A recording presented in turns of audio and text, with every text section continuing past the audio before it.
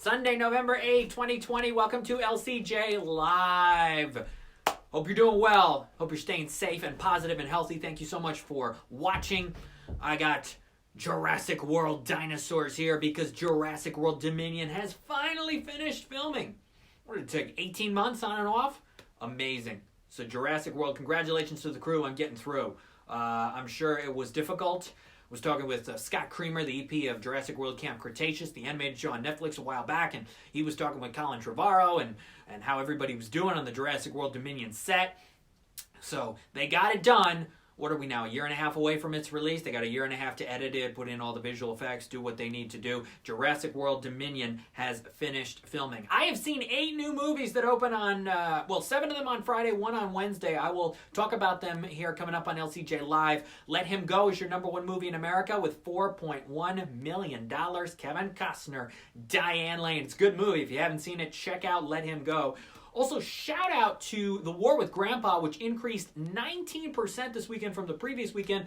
Families looking for something to do. How about we go see De Niro and Christopher Walken and company in The War with Grandpa? So it's still making a decent amount of money.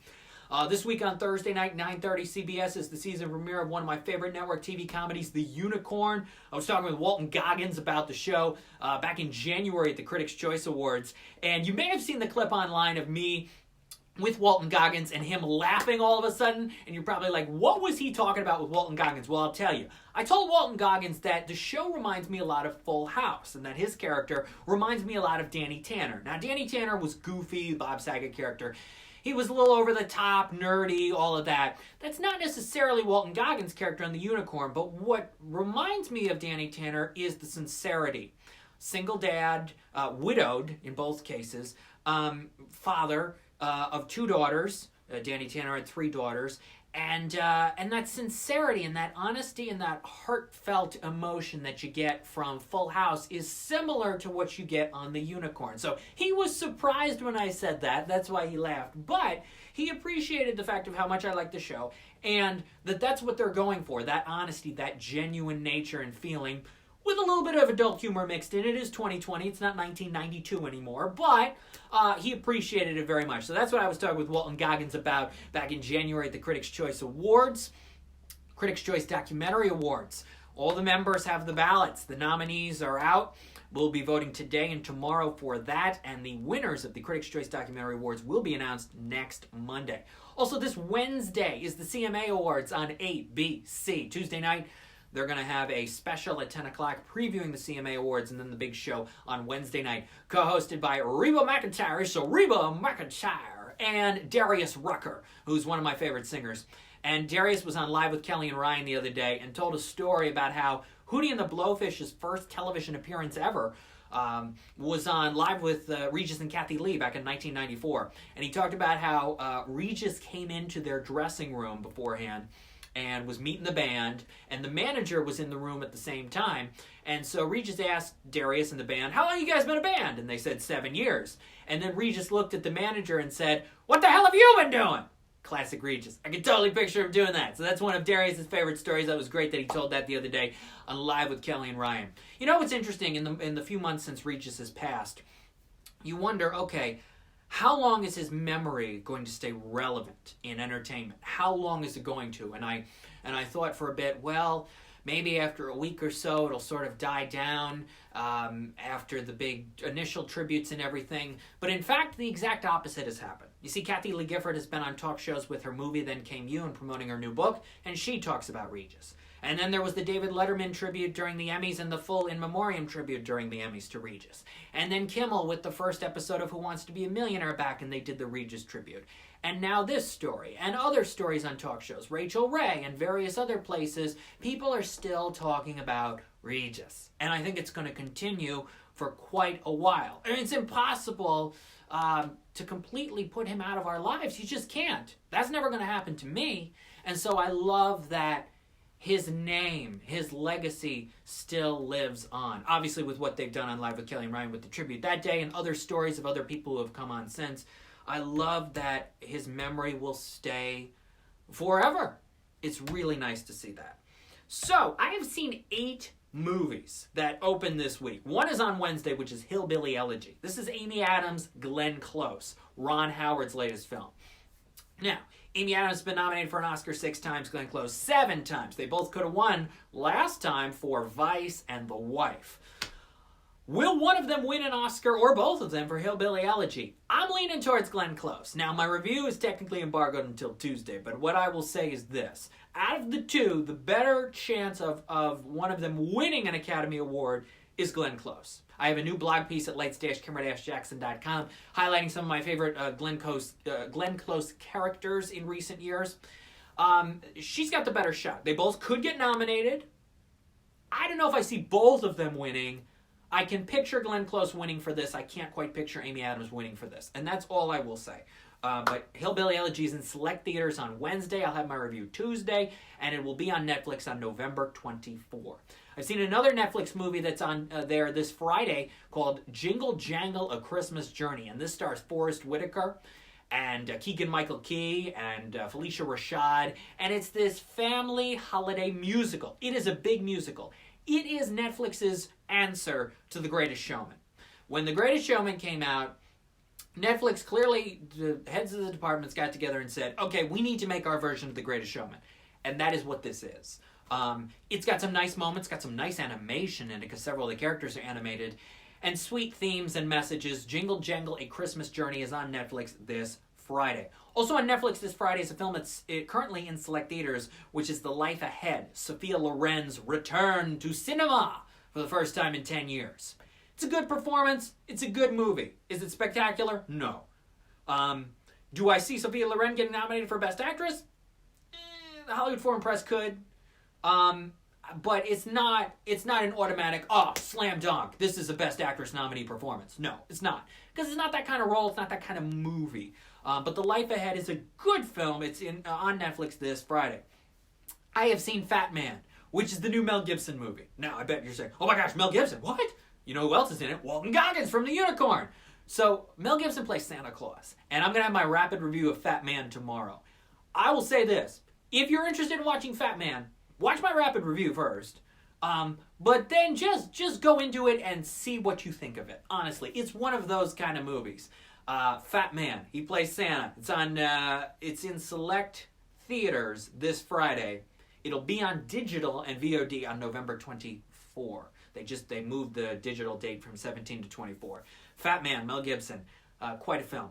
Wolf Walkers, new animated movie. I'm interviewing the directors as of now tomorrow. This is going to be in theaters Friday, Apple TV Plus, December 11. It's the latest from Cartoon Saloon. They've done Song of the Sea, Secret of Kells, several animated movies that have been nominated for Academy Awards. And Wolf Walkers could be the next one in line. What I love the most about this movie is the animation itself and the depth. And I'm really interested in asking the directors tomorrow when I interview them about the depth of the backgrounds of the village and some of the cool visuals they bring into it and the music they bring into it. Wolf Walkers is a pretty good animated movie. I screened this back in September through the virtual Toronto International Film Festival. I have also seen Freaky, which is the new horror movie coming out Friday the 13th. Horror comedy with Vince Vaughn and Catherine Newton. The original title of this movie, and this is not a secret, was Freaky Friday the 13th. So you can pretty much guess what the plot of the movie is from that. And the director of this movie did Happy Death Day, which was the horror spin on Groundhog Day. So now we've got a spin on Freaky Friday and Friday the 13th. I'll have my review of that this week, along with The Climb. It's it's sort of a biker movie. It starts out that way. It's a relationship comedy, a little bit of drama, and it's got a cameo appearance by an iconic movie theater here in upstate New York, the Crandall. Late in the movie, all of a sudden the Crandall shows up. It's like, what? Wow. So, The Climb. I'll have my review of that this week. Overall, I'm disappointed by it. That's all I'll say for now. And another movie that I've seen, I watched last night, is Ammonite. This is Kate Winslet, Saoirse Ronan. Now, I'll have my review of that this week, too. This is a romance drama. You may already know some of what it's about going in. It reminds me a lot of Carol. Remember Carol with Cate Blanchett and Rooney Mara, which I like very much. That was in my top 10 for that year. Reminiscent of that in some ways, different from that in other ways. Neon is putting this out. I'm sure they want Kate Winslet up for Best Actress. and Best Supporting Actress for Saoirse Ronan. Saoirse Ronan, I like some of her performances over the years, whether it was Hannah or Brooklyn, Lady Bird. Wasn't a huge fan of Little Women from last year. Her performance in this. Kate Winslet, I've liked in several movies over the years. Obviously Titanic, but also Steve Jobs. I think she should have won the Oscar for Steve Jobs. She's been in some other movies recently. Blackbird, which I sort of liked her in it, but not a ton. I liked Susan Sarandon in it more. So I'll have my review of Ammonite this week. That's opening in select theaters as well. And maybe one of these select theaters is going to be the Spectrum 8 Landmark Theater here in Albany, New York, which could be opening this Friday. Fingers crossed on that. Been waiting for, obviously, all the theaters to return. But the Landmark Spectrum 8's been around for decades. And what'll be interesting is if older moviegoers want to go, because it skews heavily the 65 and up crowd, the senior crowd. Will they want to go to any of these movies in theaters? And how many seats will be able to be filled and things like that. So we'll see what happens. I got to tell you, though, this is the third weekend that the Regal movie theaters here have been open, because Regal closed everywhere in the country except for 7 theaters in California, and then they decided to open 11 in the state of New York because they were closed during that whole period of time, so they wanted to give them a little time to be open. Regal is shooting themselves in the foot, and I'll tell you why. They are not happy with Universal, because Universal has this thing where they're going to put all their movies, including Focus Features films too, from in theaters to VOD very quickly in a 30-day or less time period. And Regal's not happy with that. So Regal has decided not to show films from Focus Features or Universal. But guess what? The only movies that are big out in these last few weeks and coming in the next few weeks are Universal and Focus Features films. You had Come Play last weekend. Let Him Go this weekend, #1 movie. Freaky this coming Friday, and The Croods: A New Age on November 25th. 2 Focus Features, 2 Universal. Regal's not going to show them. And so Regal is losing out on so much money by not showing these films that I truly believe the Colony and Crossgates theaters are going to close again, potentially before Thanksgiving, because they're already reducing the number of showtimes. And if they're not going to get any of these big new movies, then what's the point? They're not filling all their screens. They're eliminating some films, keeping others, but they're not making nearly as much money as some of the others. It's a bad call. Bad mistake that the Regal is making by just not saying, look, we need the money. Let's show the films. It doesn't matter because people are going. $4.1 million for Let Him Go is pretty good. Come Play is up to, $6 or $7 million, and Freaky will do a little bit this Friday the 13th, and The Croods will make a little bit of money if it stays opening in theaters on November 25th, but the Regals are going to close again. That is my prediction. It is really too bad, but I think it's going to happen. And then who knows when they'll reopen, how they'll reopen, but that's my prediction at this point, unless Regal finally gives in and says, let's just show them because we need the money. We need to stay alive. So anyway, that's the update from the upstate New York movie theater situation, where it's getting a little unpredictable. Bowtie still silent. We have 3 Bowtie cinemas in the area, and no new information. Yeah, we may open in the future, but we don't have a current date yet or anything like that. What are they waiting for? Christmas? I mean, that's the phrase, but there may not be Christmas for movie theaters to be open. So, Bowtie's not looking good. Crandall Theater, and the iconic theater I just told you about with the climb, that's not looking good to reopen. That may not reopen ever. The Rotterdam Multiplex, which is owned by Zurich Cinemas, they said right away, yeah, we're ready, we're getting there, we're cinema safe. What are you waiting for? They haven't said anything yet. Spectrum hopefully open this Friday. We've got the 2 Regals in the Madison Theater and the Scotia Cinema. Scotia Cinema had War with Grandpa for 2 weeks. Now they have Let Him Go probably for 2 weeks and probably did very well with it. And the Madison Theater has had Come Play and Let Him Go, and I'm sure we'll be the only ones to get Freaky, and maybe the only ones to get The Croods: A New Age, though Croods could also go to the Spectrum. So, it is a very unpredictable, fluid as always situation with the movie theaters in upstate New York right now. So all these new movies are coming out this week. I'll have my reviews of some of them up this week. Lights-camera-jackson.com, Twitter at LCJ Reviews, Instagram at LightsCamJackson. And thanks for having me on 99.5 The River these last 3 Fridays. Hope to be on again soon.